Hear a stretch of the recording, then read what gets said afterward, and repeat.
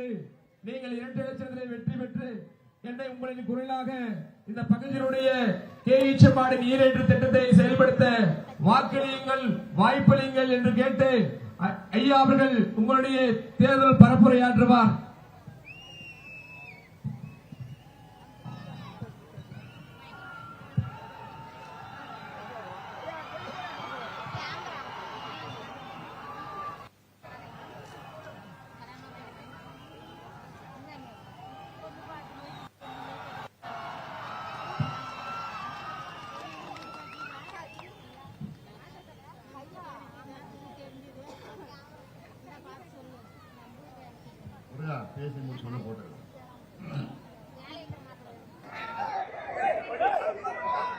நடைபெறுகின்ற சட்டமன்ற தேர்தலில் அனைத்து இந்திய அண்ணா திராவிட முன்னேற்ற கழகத்தின் தலைமையிலான ஒரு வெற்றி கூட்டணி, தேசிய ஜனநாயக கூட்டணியை நாங்கள் எல்லாம் சேர்ந்து உருவாக்கி இருக்கின்றோம். இந்த கூட்டணியின் நோக்கம் இந்த கொடுங்கோல் திமுக, பெண்களுக்கு எதிரான திமுக, விவசாயிக்கு எதிரான திமுக ஆட்சியை அகற்ற வேண்டும் என்ற நோக்கத்திலே முன்னாள் முதலமைச்சர் எடப்பாடி பழனிசாமி அவர்கள் தலைமையிலே கூட்டணி அமைத்து இதில் பாட்டாளி மக்கள் கட்சி, அம்மா மக்கள் முன்னேற்ற கழகம், பாரதிய ஜனதா கட்சி, தமிழ் மாநில காங்கிரஸ் கட்சி, புதிய நீதி கட்சி, புரட்சி பாரதம் போன்ற அனைத்து உழைக்கின்ற கட்சிகள் எல்லாம் ஒன்று சேர்ந்து ஒரு கூட்டணியை உருவாக்கி இந்த கூட்டணி சார்பிலே இந்த தேர்தலில் போட்டியிடுகின்றோம்.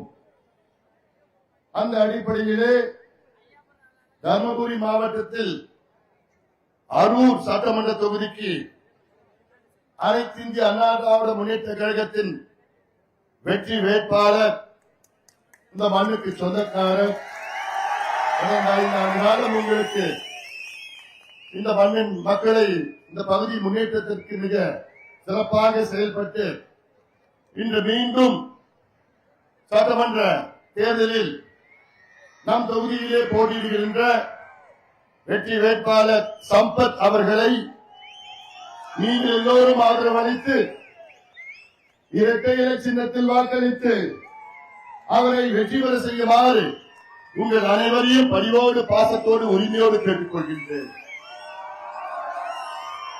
இந்த தேர்தல் பரப்புரை கூட்டம், கடுமையான வெயில், என்னை நீங்கள் எல்லோரும் மன்னித்துக் கொள்ள வேண்டும். நான் விடிய காலையில் 3:30 மணிக்கு தான் வந்தேன். தஞ்சாவூர்ல இருந்து வந்தேன். இதுல கும்பகோணத்துல இருந்து இந்த வெயில நிக்கிறதெல்லாம் பார்த்தா எனக்கு கஷ்டமா இருக்கு. ஆனாலும் இவ்வளவு வெயிலையும் பொருட்படுத்தாமல் நிச்சயமாக நாங்கள் எல்லோரும் சேர்ந்து இந்த திமுகவை விலக்கடிப்போம், இந்த திமுக ஆட்சியை வீட்டு தரப்புவோம் என்று உறுதி ஏற்று முழக்கத்தோடு, வீர முழக்கத்தோடு வருகை தந்திருக்கின்ற என் தம்பிகளே, என் தங்கைகளே, என் சகோதரிகளே, தாய்மார்கள், அண்ணன்மார்கள், அரசாங்கம் இந்த பேர்லாம் சொல்லுமா? பெரிய பட்டியல் இருக்கு, வெயில் நின்றுட்டு இருக்காங்க. இந்த பேர் சொன்னா 15 நிமிஷம் ஆகும். யாரும் தப்பா எடுத்துக்க மாட்டாங்க. அரசாங்க மாவட்ட செயலாளர். தேசிய ஜனநாயக கூட்டணியில் அனைத்து நிலை நிர்வாகிகளுக்கும் என்னுடைய பணிவான வணக்கங்கள். ஏமா இந்த தேர்தல் நமக்கு மிக முக்கியமான தேர்தல். நமக்குன்னா பெண்களுக்கு, தாய்மார்கள், பெற்றோர்கள். நானும் 3 பெண் பிள்ளையை பெற்ற தந்தை, 3 மகள்கள் பெற்ற தந்தையா நான் கேட்கிறேன். ஏன் கேட்கிறேன்னா, தமிழ்நாட்டில் இவ்வளவு காலமா எத்தனையோ முதலமைச்சர்கள் ஆண்டார்கள். அண்ணா அவர்கள் காலம், எம்ஜிஆர் அவர்கள் ஆண்டார்கள், ஜெயலலிதா அம்மையார் அவர்கள் ஆண்டார்கள், எடப்பாடி பழனிசாமி அவர்கள் ஆண்டார்கள். இவ்வளவு முதலமைச்சர்கள் ஆண்ட நேரத்தில் தமிழ்நாட்டில் ஒரு குழந்தை கூட பாலியல் வன்கொடுமை செய்து கொலை செய்தது கிடையாது. யாரும் பாலியல் வன்கொடுமை என்னன்னு தெரியுமா? குழந்தைகளை கெடுத்து கொலை பண்றது. இந்த ஆட்சி இல்லாம தினம் பிஞ்சு குழந்தைகளை கொடூரமான முறையில கெடுத்து கொலை செய்கின்ற காட்சிகள் அன்றாடம் நம்ம பார்த்துட்டு இருக்கிறோம். பார்த்துட்டு என்னால சும்மா இருக்க முடியல. அதனாலதான் இது ஒரு கேடு கட்ட ஆட்சிமா. உங்க குழந்தைகளை எல்லாம் கெடுத்து கொலை செய்கின்ற திமுக ஆட்சிய விரட்டி அடிக்கணும்னு நோக்கத்துலதாமா இங்க வந்திருக்கிறோம். இது ஏதோ நான் சும்மா சொல்லணும்னு நான் சொல்லல. போன மாசமா நம்ம கிருஷ்ணகிரி மாவட்டம், பக்கத்து மாவட்டம், 2.5 வயசு குழந்தைய காணோம். ஒரு நாள் முழுதும் அவங்க அப்பா அம்மா தேடுறாங்க. ஐயோ என் குழந்தைய காணோமே. காவல்துறை தேடுறாங்க. அடுத்த நாள் அந்த குழந்தை பிணமா கண்டுபிடிச்சாங்க. காவல்துறை விசாரணை பண்ணி பார்த்தா அந்த குழந்தைய ஒரு மனித மிருகம் ஒரு கொடூர போதையில 2.5 வயசு குழந்தைய கெடுத்து கொலை பண்ணிட்டான். அவன் யாருன்னு பார்த்தா கிருஷ்ணகிரி மாவட்டத்தில் உள்ள திமுக இளைஞர் சங்க மாவட்ட நிர்வாகி. 2.5 வயசு குழந்தை. போன மாசம் மதுராந்தகத்துல 14 வயசு பிஞ்சு குழந்தை 2 மனித மிருகம் கொடூர போதையில கெடுத்து ஓடி போயிட்டாங்க. அதே போன மாசம் தூத்துக்குடியில விளாத்திக்குளம் பகுதியில 12வது படிக்கிற ஒரு பெண் பள்ளிக்கூடம் போயிட்டு பரீட்சை எழுதிட்டு வீட்டுக்கு வந்தது. சாயங்காலம் பின்னாடி போச்சு. வீட்டுக்கு பின்னாடி காணோம். ஒரு நாள் காணோம். அப்பா அம்மா தேடுறாங்க. ஐயோ என் பொண்ணு எங்க? அடுத்த நாள் பக்கத்து காட்டுல பணமா கிடந்தது. காவல்துறை விசாரணையில அந்த பெண்ணை ஒரு கொடூர போதையில கெடுத்து கழுத்து அறுத்துட்டான். 4 மாசத்துக்கு முன்பு கும்மிடிப்பூண்டி பகுதியில, சென்னை அருகில கும்மிடிப்பூண்டி பகுதியில 8 வயசு குழந்தை பள்ளிக்கூடத்துல இருந்து ஜாலியா வீட்டுக்கு ஓடிட்டு இருக்குது. 3 மணி நேரம் காணோம். நடுவுல அப்பா அம்மா தேடுறாங்க. ஐயோ என் பெண் குழந்தை எங்கன்னு. 3 மணி நேரம் கழிச்சு ஒரு சின்ன புதர்ல இருந்து அழுதுட்டு வருது. மூஞ்சிலாம் ரத்த காயம் கீறி வச்சிருக்கிறான். ஒருத்தன் மார்பிள கீறி வச்சிருக்கிறான். ஒரு கொடூர போதையில அந்த குழந்தைய கெடுத்துட்டு ஓடி போயிட்டான். இதுதாமா தினம் தமிழ்நாட்டில் நடக்குது. நாளைக்கு இது உங்க பிள்ளைகளுக்கு நடக்காதுன்னு என்ன உத்தரவாதம்? ஒரே உத்தரவாதம், எடப்பாடி பழனிசாமி அவர்கள் முதலமைச்சரா வந்தால்தான் பெண் பிள்ளைகளை பாதுகாக்க முடியும், பெண்களை பாதுகாக்க முடியும். இல்லனா இந்த திமுக ஆட்சி, ஸ்டாலின் முதலமைச்சர், அவருக்கு என்ன நடக்குதுன்னே தெரியலமா. தேர்தல் நேரத்தில் வருவாருமா. அவர் ஆட்சி நிர்வாகம் திறமை இல்லை அவருக்கு. அதனாலதான் இந்த பிஞ்சு குழந்தைங்க பெண்கள் கொலை. ஏமா போன 5 வருஷத்துல 62,000 குழந்தைகள், அதாவது குழந்தைகளுக்கு எதிரான குற்றங்கள் 62,000. அதுல போக்சோ குற்றம்னா 27,000 போக்சோ குற்றங்கள். போக்சோ என்ன தெரியுமாமா? பிஞ்சு குழந்தைகளை 18 வயசுக்கு முன்னாடி இருக்கின்ற அந்த குழந்தைகளை பாலியல் வன்கொடுமை குற்றம். பாலியல் வன்கொடுமை என்ன தெரியுமாமா? இருக்கு. 27,000 குழந்தைகள் மீது 5 ஆண்டு காலத்துல இந்த குற்றங்கள் நடைபெற்றுக் கொண்டிருக்கிறது தமிழ்நாட்டில். இதெல்லாம் நம்ம பார்த்து சும்மா இருப்போமா? சும்மா இருக்க முடியுமா? நிச்சயமா முடியாதுமா, நிச்சயமா முடியாதுமா. அதனால்தான் நான் சொல்றேன், இந்த தேர்தல் பெண்களுக்கு, உங்கள் பிள்ளைகளுக்கு, உங்கள் பெண் பிள்ளைகளுக்கு, உங்கள் பேர பிள்ளைகளுக்கு முக்கியமான தேர்தல் இது. நாளைக்கு உங்க பேர பசங்க போதையில அங்கே கஞ்சா, காக்கேன், ஹெராயின் அப்படிலாம் பயன்படுத்த மாட்டாங்க. என்ன உத்தரவாதம்? அந்த உத்தரவாதம் வேண்டும் என்றால் இந்த கஞ்சா விற்கின்ற திமுகவை விரட்டி அடியுங்கள். திமுக ஆட்சியை அகற்றுங்கள். அதிமுக தலைமையிலான ஆட்சி, அதிமுக ஆட்சி. இது அவசியமானது. இதைத்தான் நான் சொல்ல நான் வந்திருக்கிறேன். நான் அதுக்காகத்தான் இங்கே நம்முடைய வெற்றி வேட்பாளர் சம்பத் அவர்கள் இங்கே வெற்றி பெற்றால் அங்கே சென்னையில எடப்பாடி பழனிசாமி அவர்கள் முதலமைச்சராக வருவார். அவர் வந்தவுடன் உங்களுடைய நீண்ட நாள் கோரிக்கை என்ன? எங்களுக்கு காவிரியில தண்ணி ஒவ்வொரு வருஷமும் கடல்ல வீணா போயிட்டு இருக்குது. அந்த வீணா போற தண்ணிய இந்த மாவட்டத்துக்கு இருக்கிற ஏரி எல்லாம் திருப்பி விட வேண்டும் என்று இந்த திட்டம் காவிரி தர்மபுரி உபரிநீர் திட்டத்தை கொண்டு வர வேண்டும் என்று முதலாக சொன்னவன் இந்த அன்புமணி ராமதாஸ். இவருடைய நாடாளுமன்ற உறுப்பினராக 5 ஆண்டு காலம் பணியாற்றினார். அப்போ இந்த திட்டம் வேண்டும் என்று இதே இடத்துல நான் பேசுறேன்னா இல்லையா, இதே இடத்துல, அங்க கூட இல்ல, இந்த இடத்துல தான் நான் உங்ககிட்ட வந்து நான் பேசுறேன்.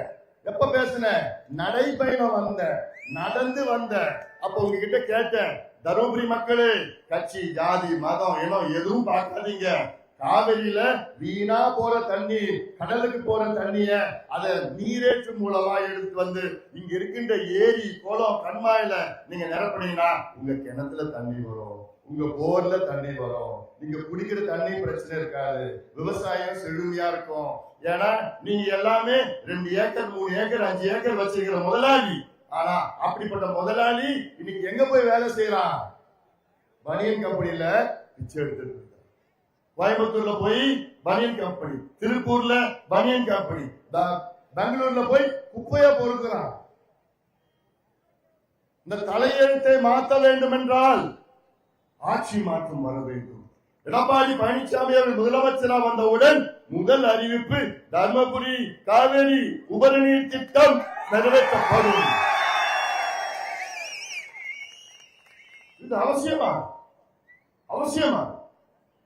அதற்கு நாம எல்லோரும் சேர்ந்து 5 ஆண்டு காலம் ஒரு முதலமைச்சர் ஸ்டாலின் அவர்கள் இந்த திட்டம் வேணும் வேணும், நான் எத்தனை முறை ஸ்டாலின் அவர்களிடம் போய் பார்த்து கேட்டேன், ஐயா எங்க மாவட்டத்துக்கு தண்ணி கொடுயா, எங்க மாவட்ட வழியாதாயா காவிரி போகுது, எங்க மாவட்ட வழியாதாயா தென்பெண்ணை போகுது, ஆனா அது பார்க்க தான் முடியும், அது குடிக்க முடியாதுயா.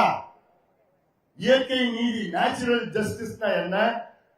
இந்த பக்கம் போற தண்ணிய முதல் அனுபவம் யாருக்கு? யார் அனுபவம்? யார் அந்த தண்ணி அனுபவிக்கணும்? முதல்ல நம்ம. ஆனா நம்ம அனுபவிக்க முடியுதா? இல்லையே.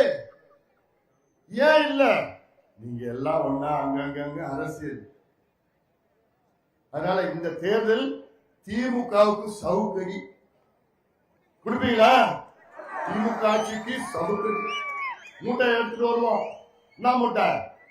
பண மூட்டை, கொள்ளடிச்ச பண மூட்டை. வேற எதுவும் தெரியாது அவங்களுக்கு. வேற எதை பத்தி கேட்க முடியாது. நான் இதை செஞ்ச அதை செஞ்ச சொல்ல முடியாது. எதுவும் செய்யல. 1000 ரூபாய் ஓட்டு கொடுப்பான், 2000 ரூபாய் ஓட்டு கொடுப்பான், கூப்பன் கொடுப்பான். 8000 ரூபாய்க்கு அந்த மானங்கட்ட கூப்பனை கொடுப்பான். ஏமா நீங்க ஏமாந்துட போறீங்க? ஐயோ கூப்பன் கொடுக்குறாங்க. அந்த கூப்பன் வந்து வெறும் காகிதம், வெத்து பேப்பர். அதுல கூப்பன் வந்து அது ஒண்ணும் பிரயோஜனப்படாத. அதாவது ஒரு முதலமைச்சர் எதை சொல்லி ஓட்டு கேட்கணும்? 5 ஆண்டு காலம் நான் முதலமைச்சரா இருந்தேன், இந்த மக்களுக்கு இந்த திட்டம் கொண்டு வந்தேன், இந்த நீர் திட்டம் கொண்டு வந்தேன், இந்த கல்வி திட்டம் கொண்டு வந்தேன், இந்த சுகாதார திட்டம் கொண்டு வந்தேன், இந்த சுற்றுச்சூழல் திட்டம் கொண்டு வந்தேன் அப்படின்னு சொல்லி ஓட்டு கேட்கணும். அதை கேட்க துப்பு இல்ல. எதை வச்சு ஓட்டு கேட்கிறார் ஸ்டாலின்? நாங்க மறுபடியும் வந்தா உங்களுக்கு 8000 ரூபாய் கூப்பன். மானங்கட்ட சாதனையை வச்சு ஓட்டு கேளுன்னா வரப்போறத கூப்பனை வச்சு நம்பி இருக்கிறது. ஏமா அந்த கூப்பன் பாத்தீங்கன்னா வெறும் பேப்பர், வெறும் காகிதம். அந்த 8000 ரூபாய் கூப்பன் உனக்கு கிடைக்கணும்னா நீ திமுக கட்சிக்காரர்கிட்ட 3000 ரூபாய் லஞ்சம் கொடுத்தாதான் கொடுப்போம், சும்மாதான் கொடுக்கணும். அதுவும் அந்த கூப்பன் யாருக்கு கொடுப்பான் தெரியுமா? அவன் திமுக குடும்பத்துக்கு தான் கொடுப்பான். உங்களுக்கு வரவே வராது. ஆசை வார்த்தை காமிச்சு உங்களை ஏமாத்திடுவாங்க. ஆனால் எடப்பாடி பழனிசாமி அவர் என்ன சொல்லியிருக்காரு தெரியுமா? நான் வெற்றி பெற்றால் 10,000 ரூபாய் பணம் உங்க வங்கி கணக்குல உங்க பேர்ல நேரடியாக வரும். திமுக 8000 ரூபாய் பேப்பர், அண்ணா திமுக 10,000 ரூபாய் பணம். அப்ப நீங்க முடிவு பண்ணி, அதனால இந்த வேலையெல்லாம் நீங்க நினைச்சு பாருங்க. சமீபத்தில் விட 100 நாள் நடைபயணம் நடந்து வந்தேன்.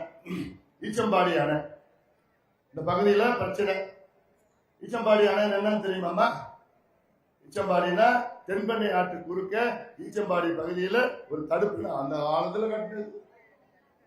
அங்க இருந்து நீரேற்று மூலமாக இந்த பகுதியிலெல்லாம் அந்த தண்ணி எடுத்து வர வேண்டும் என்ற ஒரு திட்டம். இதற்கு இந்த பகுதியில் இருக்கிற விவசாயிகள் எவ்வளவோ போராட்டம் பண்ணிட்டு இருக்கிறாங்க. நானும் அவங்க கூட சேர்ந்து போறேன். இந்த திட்டம் வருமா? வரவில்லை. கேட்கும் 5 ஆண்டு காலம் இந்த திட்டத்தை பத்தி கண்டுக்காத திமுக.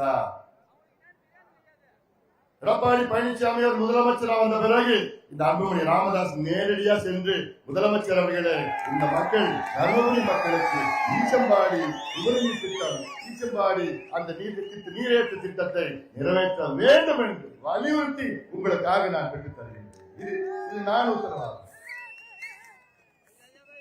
இது நிச்சயமா என்னால மட்டும்தான் பண்ண முடியும். ஏன்னா இந்த மாவட்டத்தை பற்றி அக்கு வேறு ஆறு வேறு எனக்கு தெரியும். எந்தெந்த ஊரு, எந்தெந்த கிராமம், எந்தெந்த பிரச்சனை, அதுக்கு என்னென்ன தீர்வு, எல்லா கிராமத்துக்கும் நான் போயிட்டு வந்திருக்கிறேன். என்னை பத்தி உங்களுக்கு தெரியும். எல்லா ஊருக்கும் வந்திருக்கிறேன். எல்லா கிராமத்திலயும் சின்ன பிரச்சனை என்ன, அதுக்கு என்ன தீர்வு,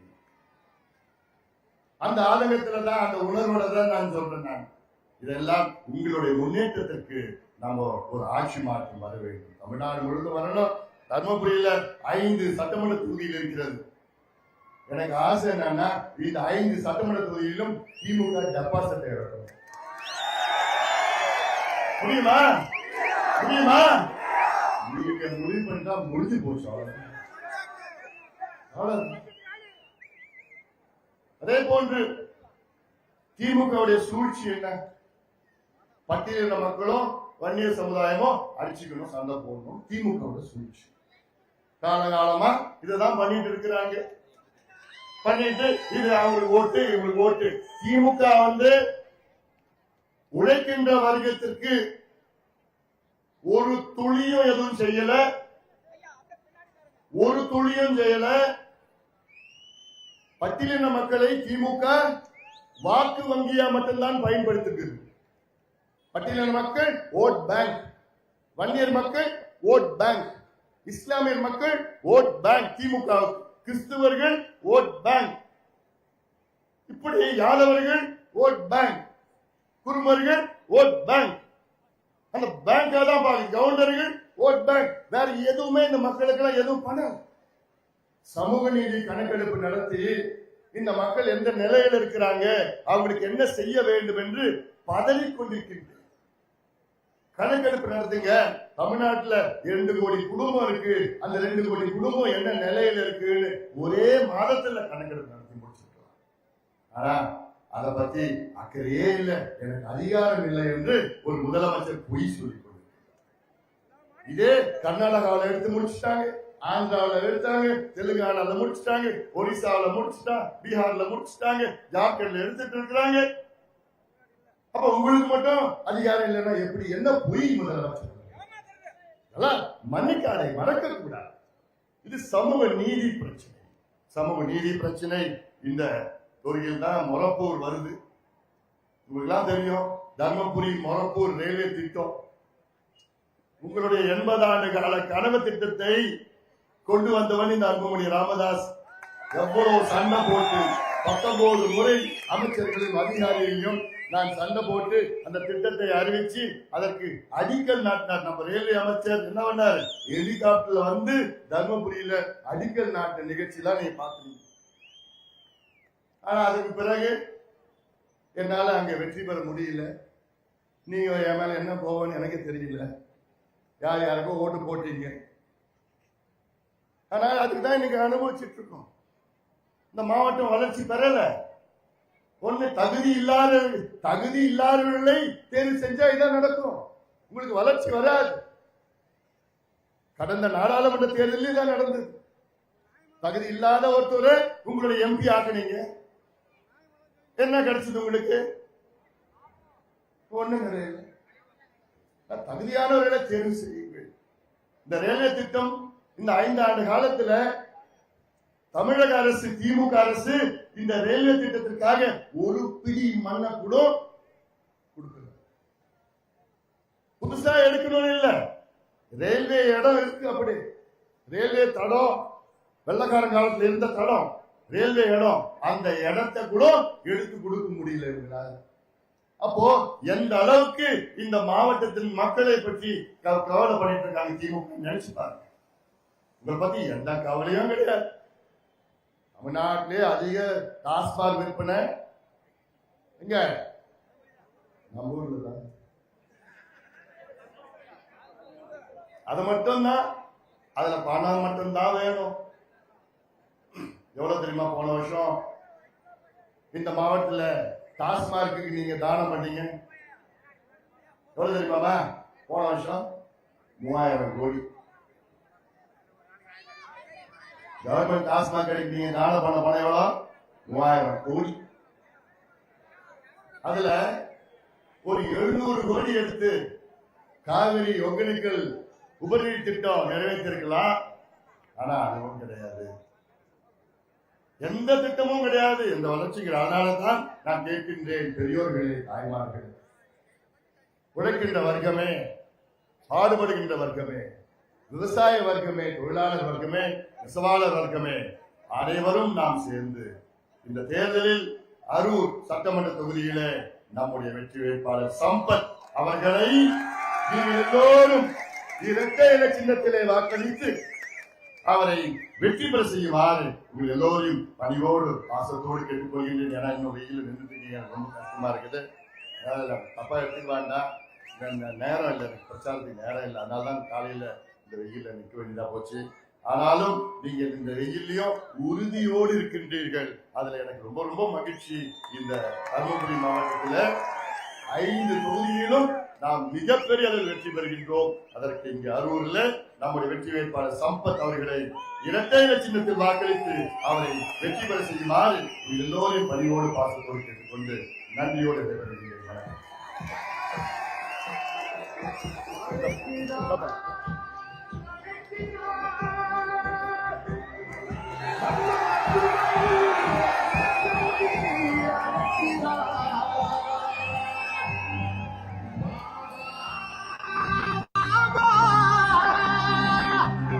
போர் முரச கொட்டிக்கிட்டே புறப்பட்டு வா.